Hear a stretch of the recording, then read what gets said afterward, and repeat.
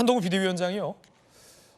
김영주가 0점이면 빵점이면 이재명 대표는 몇 점이다 라고 얘기했는데요. 그럼 몇 점을 매겼을까요? 들어보시죠. 김영주가 0점이면 혹시 이재명은 마이너스 한 200점쯤 되나요? 제가 이재명 대표를 참 대단하다고 생각하는 건 그런 뻔뻔함입니다. 이재명 대표가 어떤 의미 있는 법안을 발의했다든가 상임위에서 활동한 게 있습니까? 저는 아닐 거라고 봅니다.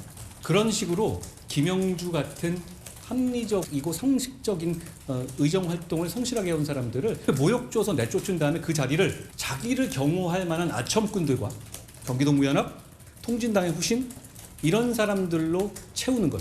이게 이재명 대표의 목표였고 대단하다는 생각이 듭니다.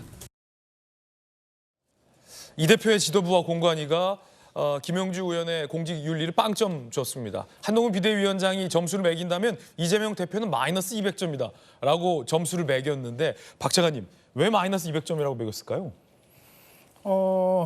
한동훈 비대위원장의 기준으로 보면은 네. 사실은 이재명과 그 김영주는 비교가 안 되죠. 사실은 뭐 제가 이 말씀 계속 편을 하면서도 계속 드리는데 이재명 당 또 이재명 대표 문제를 얘기하려고 하다 보니까 본의 아니게 그 반대편에 있는 사람들이 입장을 옹호하는 듯이 얘기하게 되는 그런 경우들이 좀 있어요.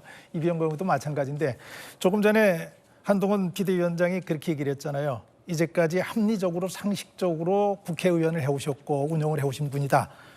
모르겠어요. 그 한동훈 비대위원장이 어느 정도 관찰하셨는지 모르겠지만 가까이서 본 분들의 판단하고는 조금 다를 수 있거든요.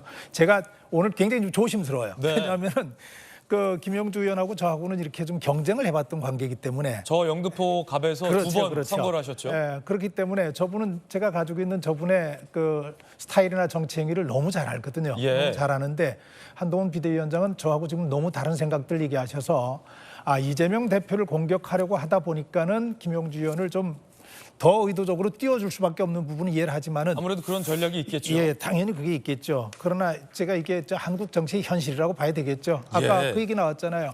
국회의부장할 때는 왜 그 얘기 안 하고 장관 시킬 때는 공직 검증할 때 왜 그 문제를 거르지 않고 이제야 나와서 얘기하느냐. 그게 우리 한국 정치죠. 우리 편일 때는 뭘 해도 괜찮고 상대 편일 때는 뭘 해도 밉고 이제는 우리 편이 아니라 상대 편이 된 김영주 의원에 대해서 좋게 얘기할 리 없죠. 반대로 한동훈 비대위원장 입장에서는 제가 볼 때는 목적이 딱 하나 같아요. 이재명 대표의 민주당 체제에 이른바 큰 타격을 주는 것, 그것이 무엇이 없을까? 이걸 찾다 보니까 이게 이제 김영주 의원까지 온 것인데 그런 목적 말고는 다른 것이 없기 때문에 한동훈 비대위원장도 합리적으로 상식적으로 판단하는 것이 아니고 상대에 타격을 주기 위한 방편으로 지금 얘기를 하다 보니까 예. 이재명 대표는 마이너스 200점 얘기도 저렇게 나오는 거죠. 그렇군요. 일종의 선거 전략이다라는 분석 흥미로운데 그만큼 반대로 말하면 김영주 부의장의 입당은 굉장히 타격감 있는 한 카드가 될 수도 있다라는 얘기로 분석이 되는데 민주연구 부원장 출신은 어떻게 보십니까? 저는 이번에 이 김영주 부의장이 전 부의장이 지금 이제 국민의힘 입당하는 문제에서 몇 가지 단어들이 좀 생각이 나요. 첫 번째, 김영주 전 부의장이 탈당 선언을 19일 날 하면서 했던 표현이 한 글자를 줄이면 모멸감이 든다는 표현을 쓰셨어요. 아주 되게 인상적인 표현이었는데요. 그리고 그 이후에 이재명 대표께서 어떤 표현을 쓴 적이 있었냐면 빵점 받은 국회의원도 있잖아요. 여러분도 아시는 분이잖아요. 하면서 이렇게 매우 밝은 웃음을 지었어요. 예, 빵점 웃음. 그러니까 지금 나온 그 빵점과 이 지금 빵점이 연결되는 건데요. 우리가 하다 보면은 공천을 컷오프할 수도 있고 하위 10% 20% 할 수도 있는 건데 예. 지난 2020년 이해찬 대표 때만 해도 하위 20%를 받았는지 누군지 아는 국회의원이 한 명도 없어요. 그리고 친 이해찬은 이득을 보고 반 이해찬은 불이익을 받았다는 얘기는 아예 여의도 국회 근처에서 존재한 적이 아예 없었거든요. 그렇군요. 그러네 지금 근데 이재명 대표 체제에서는 온갖 그 컷오프 당하거나 아니면 하위 20% 10% 받는 사람을 약간 조롱하는 거를 경쟁하고 있다 그럴까요?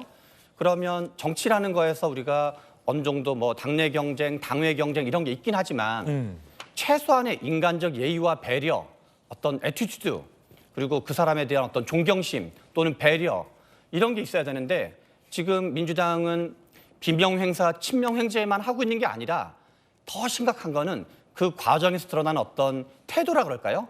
그런 게 너무 이제 상대방에게 모멸감을 주는 방식으로서 그것이 너무 자연스럽고 당당하게 진행이 되는 게 오늘의 사태를 불러온 하나의 원인이고 또 한편에 앞에서 우리 박성규 차관님 말씀하신 것처럼 저는 2016년에 박근혜 대표가 이제 막 할 때 그때 민주당의 영입의 상징적인 사람은 2016년 총선이었는데요. 조응천 의원을 민주당이 영입한 거였다 생각을 해요. 예. 박근혜 정부의 청와대 비서관이었던 사람을 민주당이 영입하면서 그때 저만 해도 그리고 많은 유권자들이 와 민주당이 되게 품이 크구나라는 상징적인 장면이고 민주당의 어떤 외연 확장을 보여주는 건데 그 조홍천 개혁신당 갔어요 지금. 그러니까 바로 그 지금 영입한 분은 오히려 지금 도저히 견디지 못해서 나가버리고 예. 그리고 김영주 지금 전 부의장도 한동훈 지금 비대위원장 영입하는 걸 보면서 민주당은 열심히 마이너스 공천을 하고 있고 어떤 마이너스 정치를 하고 있고 상대적으로 한동훈 비대위원장은 플러스 정치를 하고 있는 모습이 너무나 극적으로 대비되면서 어떤 총선 전체의 판세까지를 보여주는 상징적 장면이 아닌가 이런 안타까운 마음이 듭니다. 예.